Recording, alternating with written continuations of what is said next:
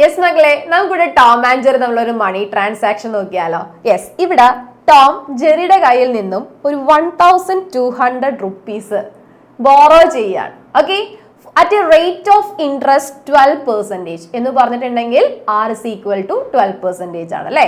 Four a time period of 3 years, that is T is equal to 3 years ആണ്. അപ്പോൾ ഇവിടെ ജെറിക്ക് Tom എന്ത് ചെയ്യണം? 3 years കഴിയുമ്പോൾ ടോട്ടൽ എമൗണ്ടിനോട് കൂടി ചെറിയൊരു ഇൻട്രസ്റ്റ് കൂടി ആഡ് ചെയ്തിട്ടല്ലേ ഫുൾ ആയിട്ട് പേ ചെയ്യേണ്ട വരാം. അപ്പൊ നമുക്ക് ആ എമൗണ്ട് ആണ് കണ്ടുപിടിക്കേണ്ടത്. എമൗണ്ട് കണ്ടുപിടിക്കണമെങ്കിൽ ആദ്യം നമുക്ക് എന്ത് കണ്ടുപിടിക്കണം? അവിടെ എത്ര ഇൻട്രസ്റ്റ് ആകും എന്ന് കണ്ടുപിടിക്കണം. സോ ഇവിടെ P ഉണ്ട്, R ഉണ്ട്, T ഉണ്ട്. സോ നമുക്ക് എന്ത് യൂസ് ചെയ്യാം? I എന്ന് പറയുന്ന ഇക്വേഷൻ യൂസ് ചെയ്ത് I എന്ന് പറഞ്ഞാൽ എന്താണ്? സിമ്പിൾ ഇൻട്രസ്റ്റ് ആണ് അല്ലെ. That is P into R into T divided by 100 എന്ന് പറയുന്ന ഇക്വേഷൻ യൂസ് ചെയ്ത് നമുക്ക് ആദ്യം എന്ത് കണ്ടുപിടിക്കാം? യെസ്, I കണ്ടുപിടിക്കാം അല്ലെ. അപ്പൊ നമുക്ക് ഇവിടെ കാൽക്കുലേഷൻ ചെയ്യുമ്പോൾ 432 എന്ന് കിട്ടി. I is equal to 432 ആണെങ്കിൽ നമുക്ക് എന്താ വേണ്ടത്?